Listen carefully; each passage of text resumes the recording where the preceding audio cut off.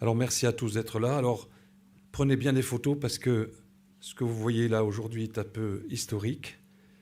Vous avez donc une intersyndicale des médecins libéraux avec les syndicats représentatifs, les jeunes médecins et puis des coordinations qui se sont tous réunis pour vous parler aujourd'hui. Moi, je suis Philippe Cuc, je suis chirurgien vasculaire, coprésident d'Avenir SP Le Bloc. Et mes petits camarades ont décidé que c'était moi qui gérais la conférence de presse. Je vous précise que vous nous connaissez tous, vous connaissez parfois nos différences, mais aujourd'hui, on est tous là pour vous parler d'une situation qui nous paraît extrêmement grave. Et donc, la conférence de presse va se dérouler. On a 10 petites diapos à vous présenter. La conférence de presse est en Zoom pour la presse quotidienne régionale. Ensuite, pour la gestion des questions, je suis chargé d'essayer de répondre à des questions, je dirais, généralistes, parce que on n'est pas là pour faire la négociation conventionnelle avec vous, et on n'est pas là pour répondre à des questions trop techniques. On est là pour vous alerter de la situation qui nous paraît gravissime pour la médecine libérale. Alors, tout le monde se connaît, mais il vaut mieux se présenter encore une fois. Et par ordre alphabétique, vous avez devant vous Patrick Gasser. On commence par ce côté, c'est par ordre alphabétique, qui est le coprésident d'Avenir SP Le Bloc. Ensuite, Franck de Vulder, qui est président de la CSMF.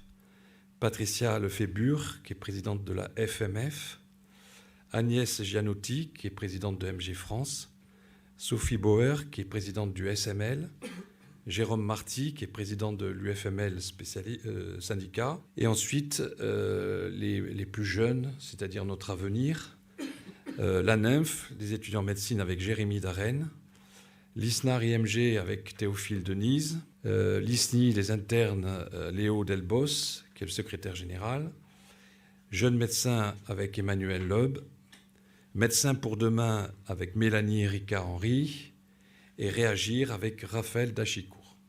Et donc là, vous avez l'ensemble des représentants aujourd'hui de la médecine libérale ou de la future médecine libérale avec les jeunes. Alors, c'est un contexte historique et les 2 premières diapositives, c'est pour vous rappeler où nous en sommes. Vous le savez, chacun de nous, depuis des années, a dénoncé une crise sanitaire qui devenait chronique et profonde. Cette crise sanitaire, elle est bien sûr due à une crise démographique, médicale et paramédicale, et nous avons une pensée aujourd'hui pour toutes les équipes soignantes, en particulier les infirmières et les aides-soignantes que nous côtoyons tous les jours. Et tout cela, cette crise est venue depuis de longues années à cause d'un sous-investissement dans la médecine libérale. Et on arrive aujourd'hui à une situation dramatique où il y a une perte d'attractivité pour beaucoup de jeunes médecins qui ne s'installent plus en médecine libérale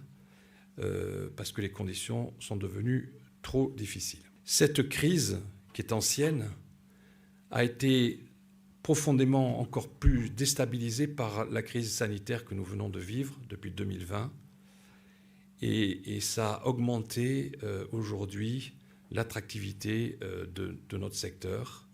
Et vous le savez, les problèmes croissants d'accès à des soins de qualité. Et là, le constat, nous le faisons tous de façon diverse, mais le consensus est là, la responsabilité est politique. Le contexte historique, c'est aussi de savoir que nous avions signé une convention en 2016.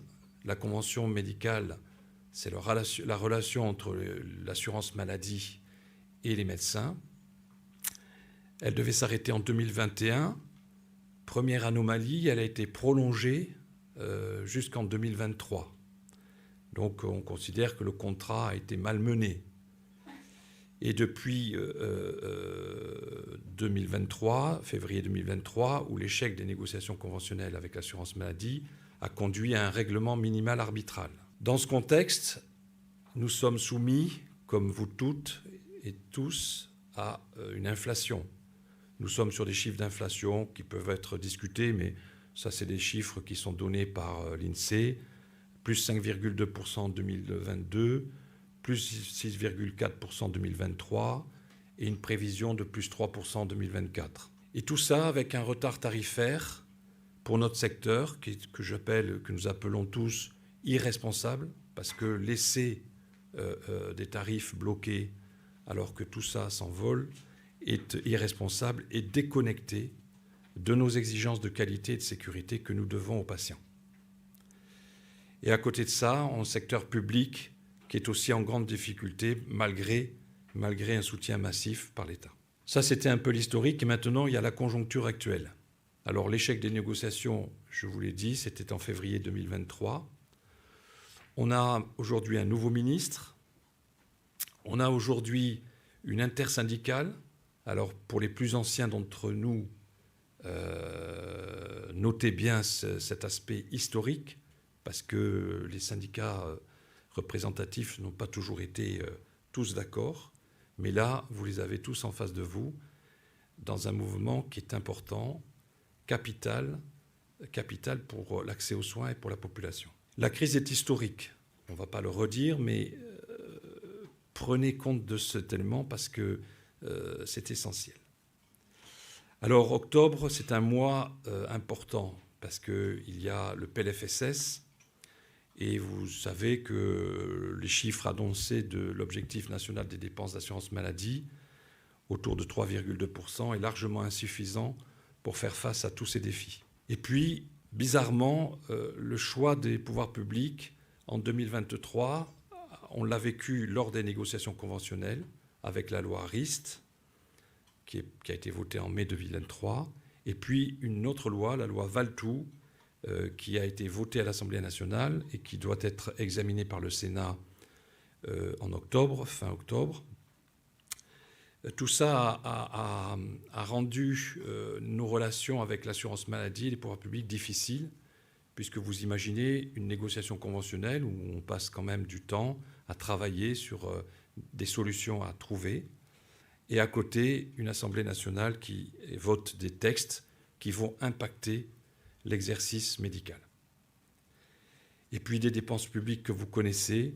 J'ai toujours peur des chiffres, et des valses des milliards, et puis la fin du quoi qu'il en coûte après la crise sanitaire. Donc tout ça est une conjoncture très particulière qu'il faut bien avoir à l'esprit. Alors il y a deux points qui nous préoccupent aujourd'hui.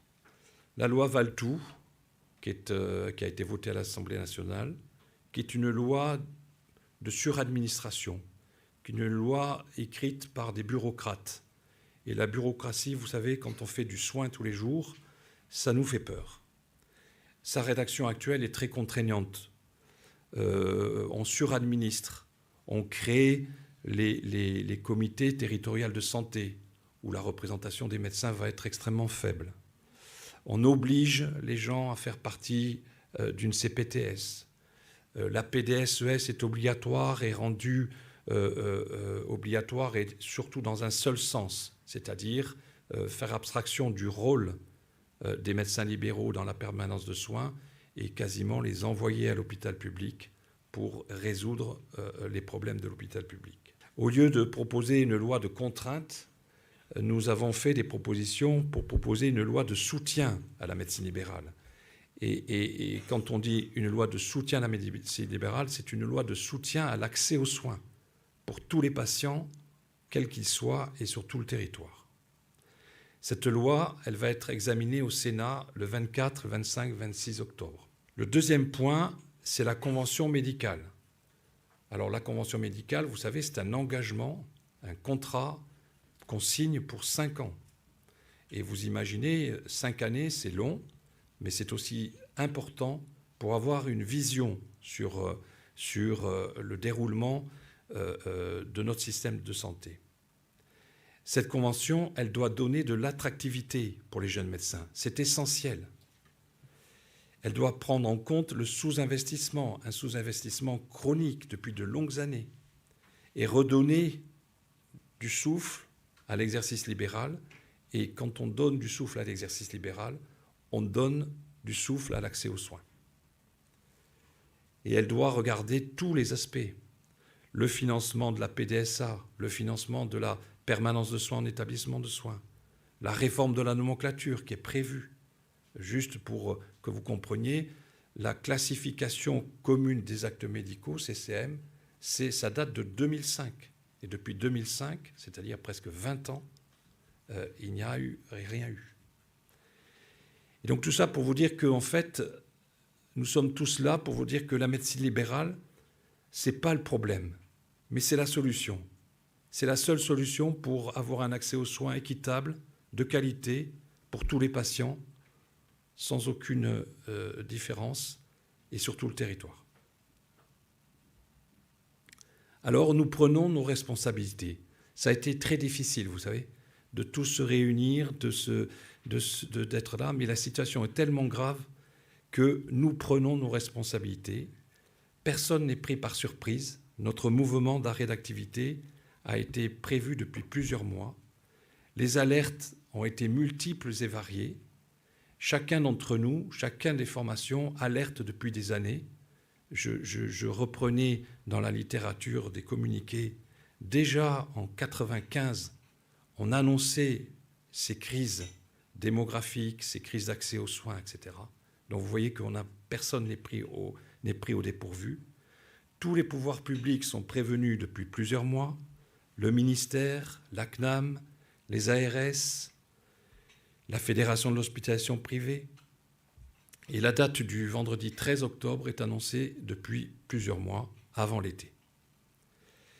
Nous ne pouvons plus laisser se dégrader notre secteur. C'est un problème pour nous capital. C'est un problème d'exercice et de responsabilité vis-à-vis des patients. Alors je vous le rappelle, parce que les choses sont très claires pour nous. Il y a deux grandes revendications. La première, c'est qu'il faut réouvrir de façon urgente les négociations conventionnelles avec la Caisse d'assurance maladie et les organismes complémentaires. Et la deuxième partie de la phrase, elle est capitale, parce que ouvrir les négociations conventionnelles, on l'a fait en début d'année. Mais il faut les moyens suffisants pour soutenir la médecine libérale et pour soutenir l'accès aux soins. La deuxième grande revendication, qui est consensuelle pour nous, c'est la modification de la loi Valletoux. Il faut transformer ce texte de bureaucrate, ce texte de contrainte, en un texte de soutien à la médecine libérale et à l'accès aux soins. Alors, vous savez, nous, ce n'est pas dans notre ADN, parce que notre ADN, c'est quand même de prendre en charge les patients, quels qu'ils soient. On est très différents, on a des exercices très différents, des spécialités très différentes, des territoires de santé très différents, mais on est tous d'accord, c'est qu'aujourd'hui, on ne peut plus rester comme ça. Et donc, à partir du vendredi 13 octobre, la médecine libérale va s'arrêter. Elle va s'arrêter pour essayer de donner un signal extrêmement fort au pouvoir public. Ce n'est pas de gaieté de cœur, parce que notre formation, notre métier, c'est de prendre en charge tous les jours les patients, jour et nuit. Ce mouvement, il commence à partir du vendredi 13 octobre. Indiscutablement, c'est un vendredi noir. Et il sera reconductible, parce que nous avons peur que les pouvoirs publics hésitent à réagir. Toutes les activités de consultation, toutes les activités d'actes techniques sont déprogrammées. Toutes les urgences seront transférées à l'hôpital public. La PDSA et la PDSES seront arrêtées.